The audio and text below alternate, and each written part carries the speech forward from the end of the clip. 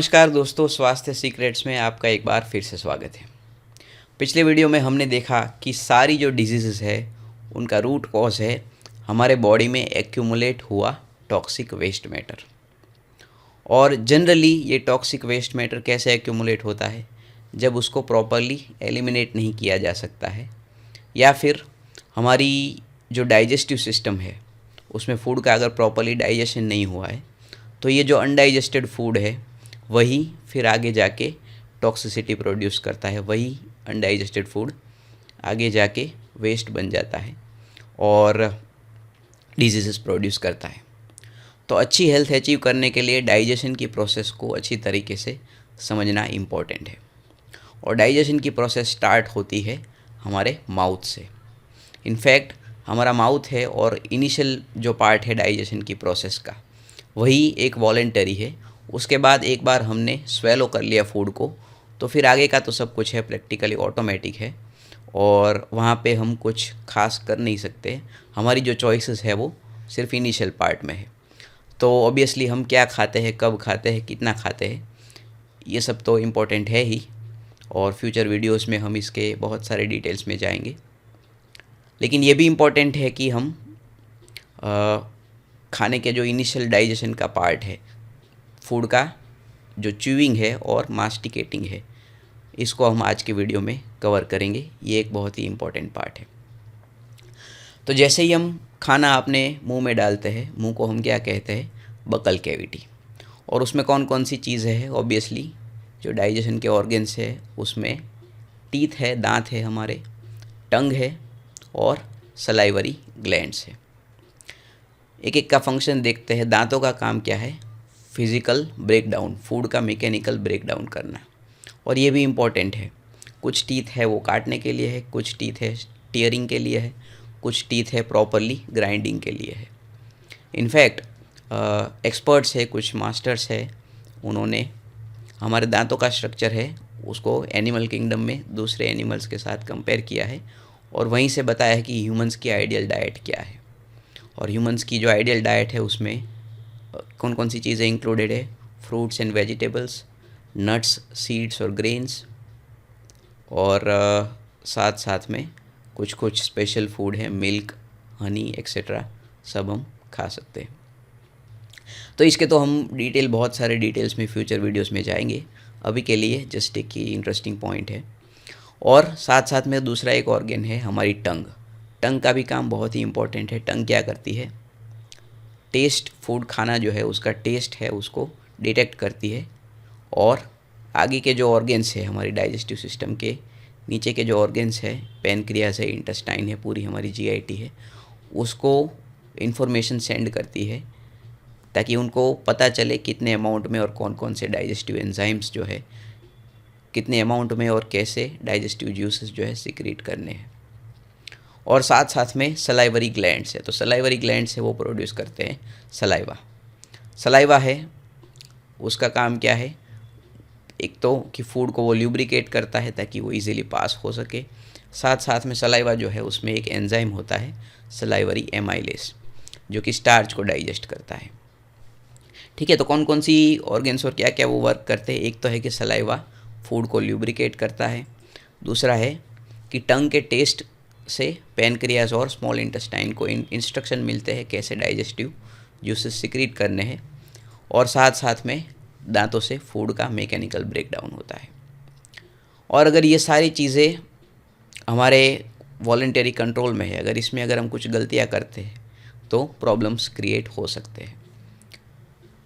तो जैसे अगर हम हरीड लीव जल्दी से अगर खाना है उसको खा लेते हैं, प्रॉपरली चबाए बिना अगर उसको स्वेलो कर लेते हैं, तो प्रॉब्लम क्या क्या होगा।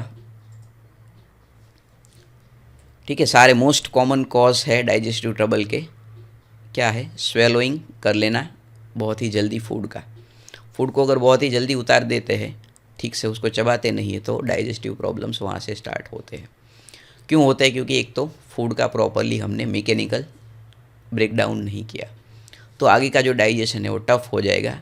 मोस्टली बहुत सारा फूड है अनडाइजेस्टेड रहेगा, और यही अनडाइजेस्टेड फूड आगे जाके उसका पुट्रिफिकेशन होता है और उसमें से पॉइजनस, उसके ऊपर बैक्टीरियाज ऑब्वियसली वर्क करते हैं, फर्मेंटेशन होता है और ट्रबल्स वहाँ से स्टार्ट हो सकते हैं।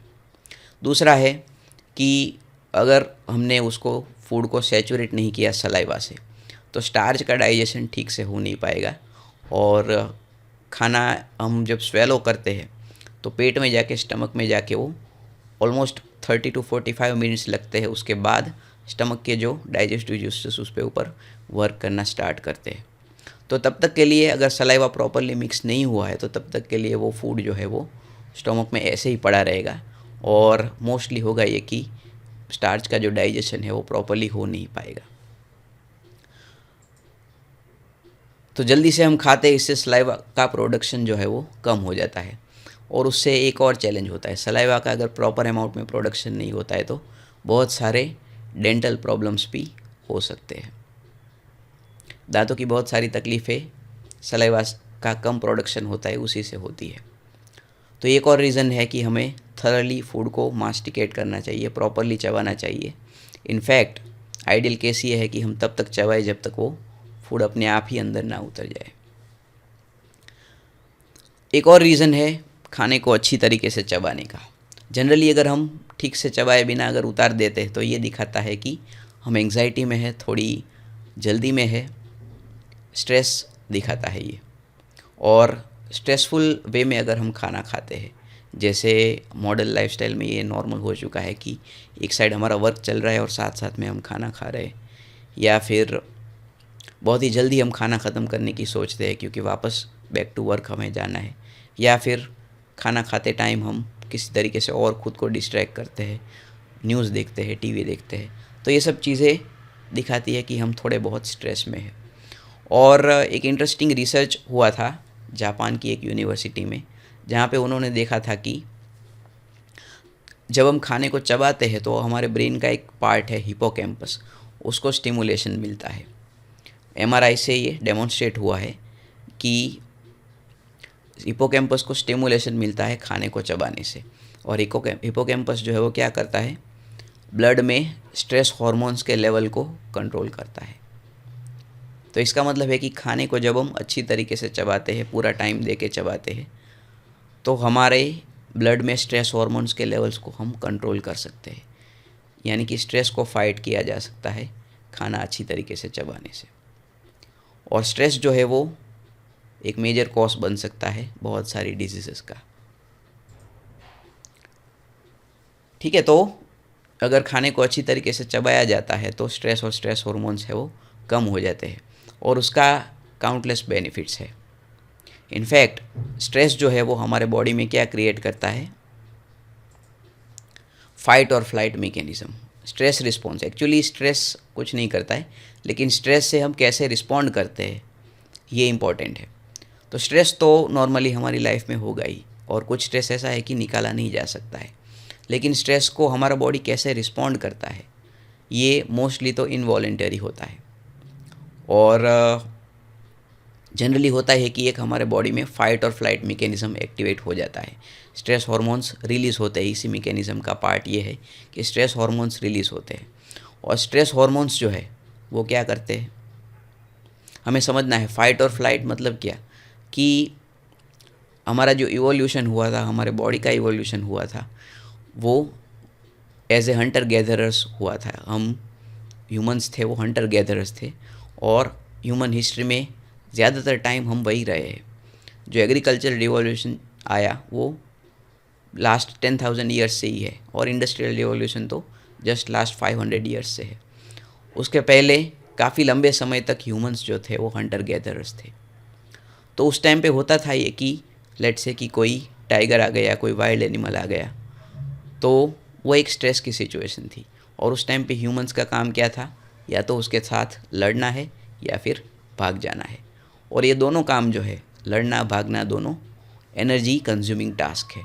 इसीलिए जैसे ही कोई स्ट्रेस आता है तो फाइट और फ्लाइट मैकेनिज्म एक्टिवेट हो जाता है। और ये फाइट और फ्लाइट मैकेनिज्म के पार्ट में क्या होता है, पार्ट ऑफ इट इज़ कि हमारे ब्लड में ब्लड शुगर लेवल बढ़ेगा, क्योंकि एनर्जी, इंस्टेंट एनर्जी की हमें ज़रूरत है लड़ने के लिए और भागने के लिए। तो ब्लड ग्लूकोज लेवल जो है वो बढ़ा देंगे स्ट्रेस हार्मोन से। दूसरा क्या करेंगे, कि जो ब्लड का फ्लो है वो डाइवर्ट करेंगे। डाइजेस्टिव सिस्टम और ऐसे दूसरे जो वाइटल हमारी एब्डोमिनल कैविटी में जो ऑर्गेन्स है वहाँ से ब्लड को डाइवर्ट किया जाएगा वॉलंटरी जो हमारे मसल्स है उनकी तरफ। क्योंकि ऑब्वियसली भागना है या लड़ना है तो मसल्स तक ब्लड जाना चाहिए, ऑक्सीजन जाना चाहिए, शुगर जाना चाहिए। अगर हम किसी का खाना बन सकते हैं, ये पॉसिबिलिटी है, तो उस टाइम पे खुद का खाना डाइजेस्ट करना प्रायोरिटी नहीं होता है। तो इसीलिए ब्लड को डाइवर्ट किया जाता है वॉलंटरी मसल्स की तरफ, जो हमारे हाथ और पैर के जो लिम्स के जो मसल्स हैं उनकी तरफ। और इसीलिए फूड का जो डाइजेशन है उसको डीप्रायोरिटाइज़ किया जाता है, वो फिर प्रायोरिटी नहीं रहता है। लेकिन ऐसा अगर 2 महीने में एक आध बार होता है तो ठीक है। लेकिन हम इस एज में जहाँ पे जी रहे, यहाँ पे कोई ऐसा रियल डेंजर है नहीं, लेकिन फिर भी बहुत सारे लोग कॉन्स्टेंटली इस क्रॉनिक स्ट्रेस में जीते हैं। और आप समझ सकते हैं कि इससे होगा क्या, फूड का प्रॉपरली डाइजेशन हो नहीं पाएगा, और इसीलिए जो प्रॉपर न्यूट्रिशन मिलना चाहिए वो नहीं मिल पाएगा फूड से। और साथ साथ में जो अनडाइजेस्टेड फूड है वो भी आगे जाके टॉक्सिसिटी प्रोड्यूस करेगा। इनफैक्ट यहीं से फिर होता है कि दो बड़ी बीमारियां हैं, ओबेसिटी और डायबिटीज़, वो भी ऑलमोस्ट स्ट्रेस से ही होती है। ओबेसिटी कैसे होती है, ब्लड में शुगर लेवल बढ़ गया, और हमने कहा था कि फाइट और फ्लाइट मैकेनिज्म में होता क्या है, ब्लड का शुगर लेवल बढ़ता है। अब ब्लड में शुगर बढ़ गई है, ग्लूकोज बढ़ गया है, तो फिर ऑब्वियसली लंबे समय तक इस ग्लूकोज को हम यूटिलाइज तो करेंगे नहीं, तो लंबे समय तक ब्लड में ये ग्लूकोज रखा नहीं जा सकता है, अदरवाइज वो ब्रेन को, किडनी को, सब जगह पे डैमेज कर सकता है। तो इसको फिर कम करने के लिए बॉडी इंसुलिन रिलीज़ करता है, और इंसुलिन है उसका काम क्या है, वो शुगर का मेटाबॉलिज्म को प्रायोरिटी देता है, फैट का मेटाबॉलिज्म है वो कम करवाता है। क्योंकि ब्लड शुगर लेवल डाउन करना है तो जहाँ हो सके हर जगह पे ग्लूकोज को यूज़ करवाना है, और इसीलिए इंसुलिन जो है वो क्या करेगा, फैट को बर्न होने नहीं देगा। ठीक है, इसीलिए अगर आप स्ट्रेस में है, स्ट्रेस में अगर आप एक्सरसाइज भी करते हैं तो भी ठीक से आपकी फ़ैट बर्न नहीं होगी, क्योंकि इंसुलिन जो है वो ये काम करेगा, फैट को प्रॉपरली बर्न होने नहीं देगा। और होगा ये कि ब्लड शुगर लेवल जो है, जैसे ही एक्सरसाइज हम करेंगे, जैसे ही कहीं पे भी होगा, इंसुलिन हमेशा ब्लड शुगर को ही, उसका मेटाबॉलिज्म ही प्रमोट करेगा। लेकिन जैसे ही ब्लड शुगर लेवल डाउन आता है तो बॉडी क्या करेगा, वो तो अभी भी स्ट्रेस में ही है, और उसको लगता है कि फूड की तंगी है, इसलिए वो क्रेविंग प्रोड्यूस करेगा। बहुत सारे लोगों की ये कंप्लेन रहती है कि एक्सरसाइज स्टार्ट करते हैं, लेकिन जैसे ही एक्सरसाइज करते हैं अनकंट्रोलेबल हंगर होती है, ऐसा क्रेविंग होता है कि कंट्रोल ही नहीं किया जाता। और ऐसा जब क्रेविंग होता है तो हमारा ध्यान नहीं रहता हम क्या खाते क्या नहीं खाते। तो वेट लॉस है, ओबेसिटी है, उसका एक मेजर रीज़न है स्ट्रेस।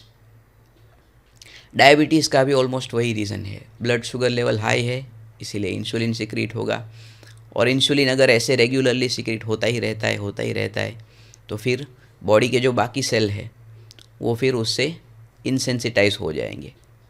ठीक है ना, अदरवाइज़ उनका नॉर्मल एक्टिविटीज़ हो नहीं पाएगी, इंसुलिन के इतने ज़्यादा प्रभाव में वो रहेंगे तो अपनी नॉर्मल एक्टिविटीज़ कंटिन्यू नहीं कर पाएंगे, इसीलिए वो फिर डिसेंसिटाइज हो जाते हैं, इंसुलिन सेंसिटिविटी उनकी कम हो जाती है, और यही है टाइप 2 डायबिटीज़।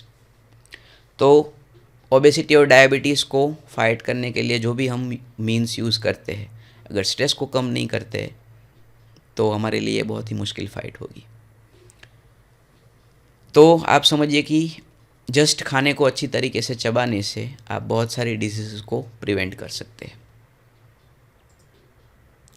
और जनरली होता है कि हम जल्दबाजी खाने में इसीलिए करते हैं क्योंकि हमारे माइंड में बहुत सारे थॉट्स चल रहे होते हैं, और इसीलिए कहा जाता है कि खाने से पहले अगर प्रेयर की जाए तो उससे हमें शांत होने में मदद मिलती है, और जो खाने की जो एक्टिविटी है उसको हम प्रॉपरली कर पाते हैं।